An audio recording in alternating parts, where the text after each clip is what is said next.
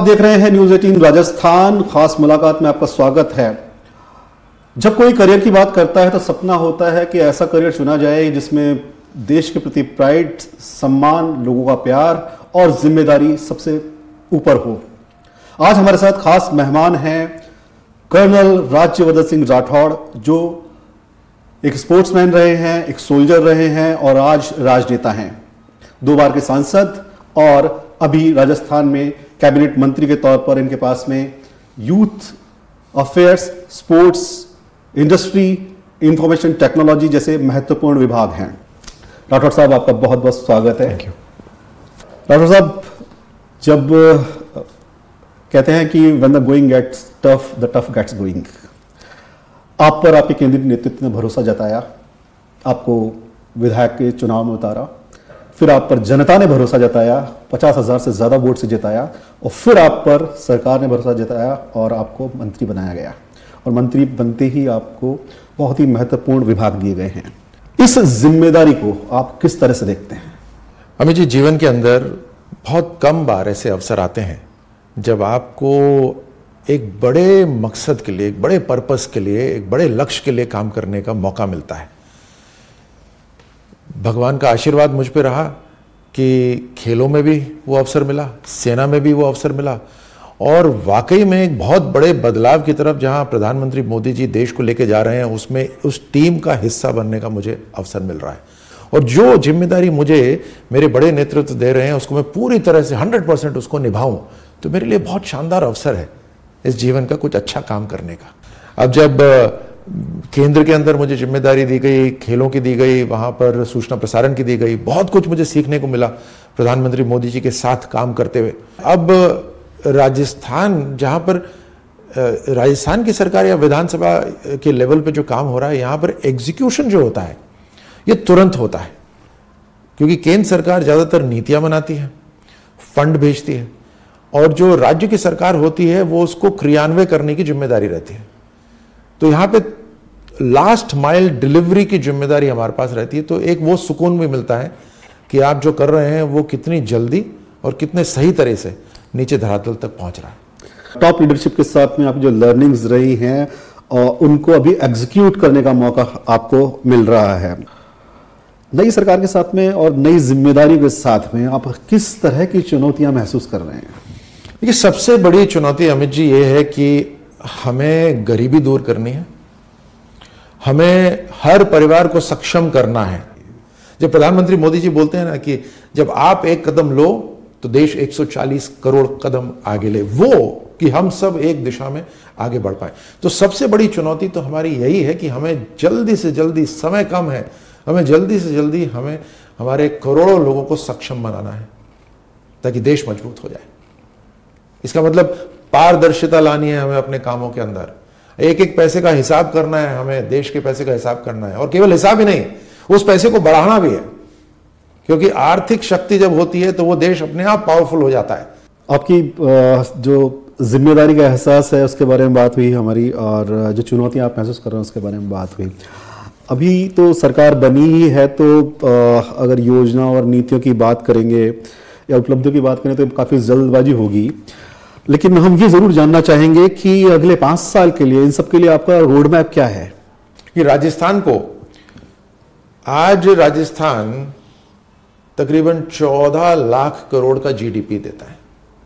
हमें अगले 5 साल के अंदर भजनलाल जी की सरकार की जिम्मेदारी रहेगी, प्रधानमंत्री मोदी जी की डबल इंजन की सरकार के साथ मिलकर, कि 14 लाख करोड़ से अगले 5 वर्ष के अंदर हम 30 लाख करोड़ राजस्थान की जो जीडीपी है उसको लेके जाएंगे। इंडस्ट्रीज को हमें बढ़ावा देना है, हमें हमारी योजनाओं को धरातल तक पहुंचाना है, इंफ्रास्ट्रक्चर ऐसा हो कि देश और दुनिया की कंपनीज यहां पर आए, स्वास्थ्य से लेकर एजुकेशन और एजुकेशन के साथ साथ स्किल डेवलपमेंट हमें लेकर आना है, ताकि हर हाथ के पास कोई ना कोई हुनर हो, हर हाथ के पास कोई ना कोई काम हो, और उसमें मातृशक्ति को हमें पूरी तरह से शामिल करना है। उसके अंदर सुरक्षा भी आ जाती है, और ये सब होगा तो अपने आप राजस्थान 30 लाख करोड़ की अर्थव्यवस्था बन जाएगा। आपने मातृशक्ति को सशक्त करने की बात कही, तो हम उस आधी आबादी की बात करेंगे। राजस्थान देखिए, नेचुरल रिसोर्स के लिए और ह्यूमन रिसोर्स में दोनों में कहीं कमी नहीं है, लेकिन हम बात करेंगे आधी आबादी की। केंद्रीय जो मोदी सरकार है उन्होंने महिलाओं के लिए विशेष प्रावधान किए हैं। जो आरक्षण का विधेयक था, महिला आरक्षण का विधेयक उतने टाइम से करीबन 1 दशक से लटका पड़ा हुआ था, उसको उन्होंने पास करवाया। क्या आपकी योजनाओं में भी महिलाओं के लिए कुछ खास होगा? डबल इंजन की सरकार के अंदर प्रधानमंत्री मोदी जी की योजनाओं के साथ जुड़कर राजस्थान की सरकार भी उन्हीं नीतियों के ऊपर काम करेगी। महिला सुरक्षा के अंदर 2 बड़ी बातें हैं अमित जी। सबसे पहली कि सरकार और सरकार की पुलिस प्रशासन महिलाओं के ऊपर अगर कोई अत्याचार होता है तो उसको किस निगाह से देखती है और किस तरह का माहौल बनाती है। एक सुरक्षित माहौल बने जहां एक प्रिवेंटिव पुलिसिंग भी हो और सजा जहां देनी हो वह सही समय पे सजा भी हो। उसके साथ साथ एक समाज के अंदर जागरूकता लानी बहुत जरूरी है। बिहेवियरल चेंज एक बहुत महत्वपूर्ण है। प्रधानमंत्री मोदी जी ने इसमें बहुत बड़ा काम करा है। जब उन्होंने कहा कि बेटी पढ़ाओ बेटी बचाओ, तो एक समाज के अंदर व्यवहारिक बदलाव की उन्होंने बात करी। जब प्रधानमंत्री मोदी जी कर्तव्य पथ पर आदेश देते हैं कि सेना की टुकड़ियों के अंदर महिलाएं सबसे आगे होंगी, तो एक संदेश जाता है पूरे देश के अंदर, एक एक गांव में, कि ये मातृशक्ति है जो हाथ में तलवार लेकर बंदूक लेकर कर्तव्य पथ पर मार्च कर रही है, देश का नेतृत्व कर रही है। या हवाई जहाज जब उड़ाती हैं तो वो संदेश है। जब खेलों के अंदर पदक लेकर आती हैं तो वो संदेश है। तो ये संदेश इसीलिए है कि हमारा एक व्यवहारिक बदलाव आए, समाज के अंदर बदलाव आए। तो महिला सुरक्षा, सामाजिक व्यवहारिक बदलाव और प्रशासन सुशासन का एक संपूर्ण, एक कलेक्टिव एक रिस्पॉन्सिबिलिटी है। कैबिनेट मंत्री कर्नल राज्यवर्धन सिंह राठौड़ से बातचीत का ये सिलसिला जारी रहेगा। खास मुलाकात में यहाँ रुकेंगे एक छोटे से ब्रेक के लिए। हमारे साथ खास मेहमान हैं राजस्थान सरकार के कैबिनेट मंत्री कर्नल राज्यवर्धन सिंह राठौड़। राठौड़ साहब, राजस्थान की इस नई सरकार में आपके पास में उद्योग और वाणिज्य जैसा एक महत्वपूर्ण मंत्रालय है। राजस्थान उद्योग और उद्यमियों के लिए दुनिया भर में उसकी एक पहचान है। तो यहाँ के जो यूथ है, जो एंटरप्रेन्योर बनना चाहता है, जो उद्यमी बनना चाहता है, उनकी उम्मीदों को आप कहाँ तक देख पाते हैं और क्या उसके लिए आपके पास प्लान है? अमित जी, आप सही कह रहे हैं कि राजस्थान के जो उद्यमी हैं, कैपेबिलिटी में राजस्थान के उद्यमियों की कैपेबिलिटी के अंदर कहीं कोई कमी नहीं है। हमारा ये लक्ष्य रहेगा अगले 5 साल के अंदर कि हमें राजस्थान में उद्योग लगाना आसान करना है। हमें ट्रांसपेरेंसी लेकर आनी है, वो हम लेकर आएंगे। हमें सिंगल विंडो भी क्लियरेंस रखना है। आसानी के अंदर सिंगल विंडो क्लियरेंस हो जाता है। सिंगल विंडो क्लियरेंस नाम के लिए तो पहले से है, लेकिन हमें उसको क्रियान्वित करना है, उसको हम करेंगे। ये हमारा इंटरनल लक्ष्य है हमारे लिए। हमारे जो इंडस्ट्रियल पार्क्स हैं उसके अंदर केवल इन्वेस्टमेंट इसलिए ना हो कि रियल एस्टेट है, बल्कि इसलिए हो कि वहाँ पर उद्यम लगाने हैं। तो सबसे पहले तो हम राजस्थान के अंदर जो उद्यमी हैं उनको हम और एक्सपेंशन का अवसर देंगे, और उसके बाद हम राजस्थान के जो प्रवासी हैं जो कलकत्ता, मुंबई या विदेश में रहते हैं, उनके पास जाकर हम उन्हें आमंत्रित करेंगे कि कम से कम एक रोजगार राजस्थान के अंदर, एक इंडस्ट्री राजस्थान के अंदर, और फिर जितनी भी कंपनीज हैं देश विदेश की, उनके लिए राजस्थान को हम खोलेंगे। इन सब को हम बढ़ावा देने वाले हैं राजस्थान।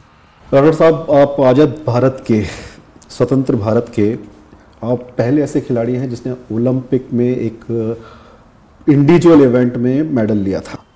आपके पास इस सरकार में स्पोर्ट्स के साथ साथ यूथ अफेयर्स मिनिस्ट्री भी है। तो वो जो टैलेंट जो स्पोर्ट्स में अपना करियर बनाना चाहता है, जो स्पोर्ट्स में अपना भविष्य देखता है, उसके पास, उसके लिए आपके पास में क्या प्लान है? तो अमित जी, प्रधानमंत्री मोदी जी ने 2014 से फिट इंडिया पे फोकस करा, उसको बढ़ावा दिया। उन्होंने खेलों को बढ़ावा दिया। खेलो इंडिया जैसे एक मेगा इवेंट प्रधानमंत्री मोदी जी लेकर आए। टारगेट ओलंपिक पोडियम एक स्कीम लॉन्च करी, जिसके अंदर जो सर्वश्रेष्ठ खिलाड़ी हैं भारत के, उनको किस तरह से और आगे बढ़ाया जा सकता है, किस तरह से उनको और साधन दिए जा सकते हैं, उनका जीवन सरल करके परफॉर्मेंस के ऊपर केवल वो ध्यान दें, उसके ऊपर उन्होंने उस योजना को केंद्रित करा हुआ है। और प्रधानमंत्री मोदी जी तो इसको इतने शानदार तरीके से कहते हैं कि कोई हारता नहीं है, या तो जीतता है या फिर सीखता है। तो ऐसा माहौल प्रधानमंत्री मोदी जी ने करा है, तो उसी दिशा में राजस्थान भी काम करेगा। अब कुछ ऐसी चीजें हैं जो कुछ दिनों बाद मैं चाहूंगा कि मुख्यमंत्री जी खुद उसकी घोषणा करें, तो मैं ज्यादा विस्तार से नहीं बताऊंगा, लेकिन हमारी तैयारी है 2036 ओलंपिक के अंदर पदक, गोल्ड मेडल राजस्थान जीते, उसकी तैयारी है। और उसके लिए हम टैलेंट हंट भी करेंगे। अगर मैं 10 साल के बच्चों की तलाश करूं और एक्सप्लोसिव पावर जिसके अंदर होती है पाँव में, अपर बॉडी में, उसको फास्ट ट्विच मसल फाइबर बोलते हैं साइंटिफिक लैंग्वेज में, जिसके अंदर फास्ट ट्विच मसल फाइबर हो, उसको मैं 10 साल की उम्र से ढूंढूं, जिसकी हाइट 6.5 फीट तक जाएगी या 6 फीट तक जाएगी, तो 100 मीटर गोल्ड 2036 के अंदर मैं आपको लिख के दे सकता हूं कि वो जीत कर आएंगे। तो हम ऐसे बच्चों की तलाश करेंगे और फिर हम इंडस्ट्रीज के साथ मिलकर, हम टॉप इंडस्ट्रीज के साथ मिलकर कुछ सेंटर्स ऑफ एक्सीलेंस बनाएंगे, जिसके अंदर उसका संचालन वही करेंगे ताकि प्रोफेशनलिज्म रहे। सारी एकेडमीज के अंदर जितनी भी हैं, उसके अंदर जो डाइट है वो आप देखिएगा बहुत हाई लेवल की डाइट हो जाएगी। शिक्षा इस तरह से हम करना चाहते हैं कि वो नॉर्मल स्कूल नहीं कि सुबह तो पूरी ट्रेनिंग करो, उसके बाद 9 से लेकर 4 बजे तक का स्कूल वैसे ही अटेंड करो जैसे बाकी सारे अटेंड करते हैं, उसके बाद वापस से अपना खेल खेलो। कैसे संभव है? इस पे भी सोच चल रहा है। लेकिन टीचर सिलेक्टेड होंगे जो 2-3 घंटे में उनको मुख्य विषय पढ़ाएंगे, ताकि उनकी पूरी एनर्जी खेलों पर भी रहे और साथ साथ पढ़ाई में वो पीछे ना रहे। हम ऐसी एकेडमीज बनाना चाहते हैं जहां पर जो हमारे टॉप के खिलाड़ी हैं वो चलाएं उन एकेडमीज को। बिल्कुल यही है कि जब एक खिलाड़ी खुद खेल प्रशासक बनता है, जब उसके हाथ में पॉलिसीज बनाना होता है, तो खिलाड़ियों की भी उम्मीदें बढ़ जाती हैं। राजस्थान में या किसी भी खेल में देखो, अधिकतर क्या होता है कि जब पॉलिटिक्स और स्पोर्ट्स में घुस जाती है, तो जो फायदा खिलाड़ियों को मिलना होना चाहिए, जो खिलाड़ियों को मिलना चाहिए, वो नहीं मिल करके वो पॉलिटिकल फायदे में चला जाता है, कुछ इंडिविजुअल्स तक वो सीमित हो जाता है। लेटेस्ट एग्जांपल हमारे पास राजस्थान में, बल्कि वो जयपुर में एसएमएस स्टेडियम का है। एक खिलाड़ी होने के नाते, एक खेल प्रशासक होने के नाते, एक पॉलिसी मेकर होने के नाते, इस चीज को आप किस तरीके से देखते हैं कि एक स्टेडियम पूरा के पूरा एक बॉडी ने पूरा कब्जा किया होता? अभी राजस्थान स्पोर्ट्स काउंसिल ने ये मैटर मेरे संज्ञान में लेकर आए। जो स्टेडियम पर से है, स्पेसिफिक स्टेडियम है एसएमएस का, वो एक पब्लिक प्रॉपर्टी है। जब पब्लिक प्रॉपर्टी को अगर कोई यूज करता है तो उसका फायदा पब्लिक को मिलना चाहिए। तो क्या पिछले कॉन्ट्रैक्ट्स के अंदर क्या पब्लिक को उसका फायदा मिल रहा था? क्या बाकी खेलों को उससे जो आमदनी हो रही थी उसका फायदा मिल रहा था? क्या आमदनी हो भी रही थी? प्रधानमंत्री मोदी जी का जो लक्ष्य है कि हमें खेलों को बढ़ावा देना है, उसमें व्यक्तिगत बढ़ावा नहीं है किसी के लिए। कोई एक परिवार आगे बढ़ जाए, उस पब्लिक प्रॉपर्टी से एक परिवार को लाभ हो जाए, ऐसा नहीं संभव हो सकता। पिछली सरकार के अंदर, अब जब आपने बात छेड़ी है, तो आपने खेलों में 2 पोल खड़े कर दिए थे, नॉर्थ पोल और साउथ पोल, और दोनों के अंदर द्वंद्व युद्ध चल रहा था। उस समय के खेल मंत्री कैसे कर सकते थे जब कोई और वहां पे व्यक्ति बिठा रखा था? 50 करोड़ खेल का बजट अमूमन रहता है, आमतौर पर रहता है, जिसमें से 38 करोड़ तनख्वाहों में जाते हैं, 12 करोड़ आपके लिए उपलब्ध है खेलों के लिए। उस 50 करोड़ के बजट के अंदर 200 करोड़ डाले गए और 200 करोड़ में से 126 करोड़ की केवल निकर और टी शर्ट आई। 126 करोड़ की केवल निकर और टी शर्ट आई, वो भी आज दफ्तरों में पड़ी हुई है। कितना सब कुछ हो सकता था 126 करोड़ से, लेकिन वो पुरानी बात हो गई। हम तो करके रहेंगे। तो निश्चित रूप से राजस्थान के खेलों को जबरदस्त रूप से बढ़ावा मिलेगा, बहुत साइंटिफिक तरीके से बढ़ावा मिलेगा। और प्रधानमंत्री मोदी जी का जो लक्ष्य है कि हमें भारत को सर्वश्रेष्ठ भारत राष्ट्र बनाना है, उसके अंदर खेल जो सॉफ्ट पावर है उसका प्रोजेक्शन बहुत जरूरी होता है, और राजस्थान उसके अंदर मजबूत कदम उठाएगा। अभी आईपीएल शानदार रूप से होगा, 1 आध महीने के अंदर आईपीएल शुरू होने वाला है जी। शानदार रूप से आईपीएल होगा। कोई कमी तो बहुत दूर की बात है, जिस लेवल का पहले होता था उससे और बढ़िया रूप से होगा। और उस आईपीएल के होने के कारण दूसरे खेलों को जो आज तक लाभ नहीं मिलता था, बहुत बड़े रूप से लाभ होगा। कोई व्यक्ति के पास ये फायदा नहीं जाने वाला, खेलों के पास फायदा जाने वाला। खास मुलाकात में हम रुकेंगे एक छोटे से ब्रेक के लिए, ब्रेक के बाद वापस लौटते हैं। राठौड़ साहब, मैं अब पास में जाता हूँ। 2004 में आपने वर्ल्ड चैंपियनशिप में गोल्ड लिया, फिर उसके बाद एथेंस ओलंपिक में आपने रजत पदक लिया। उससे पहले 1990 में आप सोल्जर बने थे, आपने करियर एक चूज़ किया था। उसके बाद में 2013 में रिटायरमेंट के बाद आप दिसंबर 2013 में भारतीय जनता पार्टी ज्वाइन करते हैं और 2014 में सांसद भी बन जाते हैं। यकीनन ये बाई चॉइस तो नहीं है, बाई चांस ज़्यादा रहा, या आप बता पाएंगे ये क्या था? आपको उनमें से कौन सा रोल पसंद आया था ज़्यादा? ये बहुत मुश्किल एक सवाल आपने मुझसे पूछा है। तो वो एक भगवान का आशीर्वाद था कि सेना में जो सबसे अव्वल काम कर सकते हैं, जो होता है दुश्मन का सफाया करना, उसमें भाग लेने का अवसर मिला। उसके बाद खेलों के अंदर अगर आप देखें तो दुनिया के अंदर सबसे बड़ा अगर कोई खेल प्लेटफॉर्म है जहां 200 से भी ज्यादा राष्ट्र दो दो हाथ करते हैं और अपने ध्वज को लहराने के लिए लड़ते हैं, तो वहां तिरंगे का मान सम्मान ऊपर रखने का मुझे अवसर मिला। वो भी एक भगवान का आशीर्वाद रहा। और फिर एक बहुत बड़ा ऐसा मंच जिससे वाकई में अगर देश में बड़े लेवल पर अगर हमें बदलाव लेकर आना है तो केवल और केवल राजनीतिक मंच से ये हो सकता है, जहां अथॉरिटी भी रहती है, जनता का आशीर्वाद भी रहता है, संविधान की ताकत भी रहती है। इसमें मैं आपको बताना चाहूंगा कि तीनों के अंदर अनुशासन की जरूरत है, कमिटमेंट की जरूरत है, देशभक्ति की जरूरत है, और तीनों में मैंने तिरंगे के लिए ही काम करा। यहां मैं अमित जी आपको कहना चाहूंगा कि जो तीसरा और सबसे बड़ा मंच, वहां कहीं ना कहीं प्रधानमंत्री मोदी जी के आने से जो मेरे जैसे लोगों को अवसर मिला वो मिलता ही नहीं। तो रोल के हिसाब से सबसे बड़ा रोल तो हुआ ये जिसके अंदर हम राष्ट्र का बदलाव कर रहे हैं। बदलाव की जो बात करें, बदलाव का मैं बहुत एक पर्सनल एक्सपीरियंस आपके जो आपसे भी जुड़ा हुआ है, इसलिए मैं शेयर करना चाहूँगा। साल 2004 की बात है, तो मैं एक चैनल के लिए हैदराबाद में था। उस वक्त हैदराबाद में काम करते थे हम लोग। तो हैदराबाद में डेस्क पे आप एथेंस ओलंपिक में अपने इवेंट में उस दिन पार्टिसिपेट कर रहे थे, और हमारे पास वहाँ ये सुविधा थी कि हम जो फॉरेन मीडिया है उसको हम वहाँ पर एक्सेस था हमारे पास में। तो इवेंट पे जाने से पहले एक स्विस चैनल था जिसने आपसे पूछा था कि अगर आप यहाँ जीत गए तो क्या होगा, और राज्यवर्धन राठौड़, शूटर राज्यवर्धन राठौड़ वहाँ ये कहते हैं कि क्या होगा, मैं जाऊँगा, एक रिसेप्शन होगा और सब भूल भाल जाएंगे। लेकिन क्या आपको लगता है माहौल चेंज हुआ है? क्योंकि देखो खेलो इंडिया जैसी चीज़ आई है हमारे देश में, तो वो माहौल जो बदला है, क्या आपको लगता है वो माहौल बदला है, और बदला है तो किस वजह से बदला है? निश्चित रूप से एक सेल्फ कॉन्फिडेंस, एक आत्मविश्वास, जैसे बोलते ना ग्लास सीलिंग टूटी जो हमें ऊपर जाने से रोक रही थी, और उसके बाद एक विश्वास ये हो गया कि अगर ये जीत सकता है तो फिर हम भी जीत सकते हैं।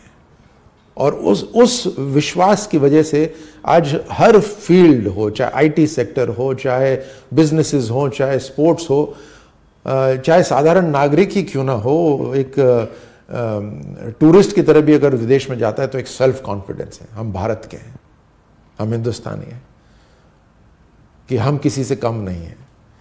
वो जो सेल्फ कॉन्फिडेंस है वो आज की युवा पीढ़ी में मैं बहुत कूट कूट के भरा हुआ दिखा देखता हूं, जबरदस्त रूप से, और हमें उसको और बढ़ाना चाहिए। तो हमारी जो प्रधानमंत्री मोदी जी इस बात को बार बार अपने मन की बात में जब वो बात करते हैं तो इसी बात को बतलाते हैं, युवाओं को आगे प्रेरित करते हैं। देश के अंदर जो अच्छी प्रतिभाएं हैं, जो लोग काम अच्छे कर रहे हैं, उनकी चर्चा करते हैं। एक आप अपना रोल चेंज करते करते आज एक जनप्रतिनिधि की भूमिका में हैं। अच्छा, जनप्रतिनिधि को जब हम देखते हैं तो जनप्रतिनिधि की व्यवस्थाएं बहुत होती हैं। लोग जिन्होंने आपको चुना है और केंद्रीय नेतृत्व जिसने आपको चुना है वो आपसे बहुत अपेक्षाएं पालता है, आपके पास जिम्मेदारियां बहुत होती हैं, तो जाहिर सी बात है फिर व्यवस्थाएं भी बहुत हो जाती हैं। टाइम सबके पास लिमिटेड है, वो 24 घंटे हैं। ऐसे में अपने लिए वक्त निकालना बड़ा मुश्किल होता होगा। तो क्या अब भी अपनी फिटनेस के लिए आप टाइम पूरा निकाल पा रहे हैं? मैं कोशिश ये करता हूं अमित जी हमेशा कि जो मैं खुद कहता हूं उसे करने की कोशिश करूं, और मेरी जो व्यस्तता है वो तो कुछ भी नहीं है प्रधानमंत्री मोदी जी के सामने। जब वो अपने आप को फिट रख सकते हैं तो हम तो बहुत छोटी सी चीज़ है। वो सुबह उठ के 5 या 6 बजे करीब वो अपना प्राणायाम वगैरह सारे योगासन वगैरह करते हैं अपने, और फिर वो अपने फाइल वर्क में जाते हैं। उसके बाद जितने भी संपर्क होते हैं उधर जाते हैं, फिर वो अपना नॉर्मल एडमिनिस्ट्रेशन शुरू करते हैं। तो कितना ऑर्गेनाइज्ड वो लाइफ जीते हैं। तो वो एक बहुत बड़ी प्रेरणा है और उनसे सीखने की कोशिश करते हैं कि अपना समय हम इस तरह से व्यवस्थित करें कि सुबह उठते ही 2-4 सूर्य नमस्कार तो मैं कर लेता हूँ, हर रोज करता हूँ मैं सूर्य नमस्कार। तो उस कारण से एक बेसिक जो फिजिक है या बॉडी है वो बनी रहती है। दूसरा, मैं बाजरे की रोटी ही खा रहा हूँ पिछले 4 महीनों से क्योंकि सर्दी का समय है और राजस्थान में बाजरा होता है, तो मीठी बाजरी अपने गांव से आती है और उसको वो साथ में घी जरूर खाता हूँ मैं, देसी गाय का घी जरूर खाता हूँ। तो दिन में 2 बार मैं खाना खाता हूँ, सूर्यास्त से पहले खाने की कोशिश करता हूँ, उसमें फेल हो जाता हूँ कई बार, तो यही कोशिश कर रहा हूँ। बाकी जिम करने का तो समय नहीं मिलता, वर्कआउट का समय नहीं मिल रहा। मैं वही जानना चाहता कि वो जो जब हम आपसे पहले मिले थे तो आज तो आपने खैर पूरा कुर्ता पहना हुआ है, पर टी शर्ट से मिला हुआ दिखता रहा आपके, तो आपके बाइसेप्स अलग ही नजर आते हैं। और तो वो जो प्रॉपर वर्कआउट वाला था जिसमें वार्म अप भी करीबन 1 घंटे का हुआ करता था, वो करने का मौका देखिए जीवन के महीने में या कभी जीवन के अंत तक लोग मुझे खिलाड़ी ही जानेंगे, मुझे सैनिक के रूप में ही जानेंगे। तो एक अंत तक सैनिक और खिलाड़ी बने रहना है। हमारी शुभकामनाएं आपके साथ हैं राज्यवर्धन जी।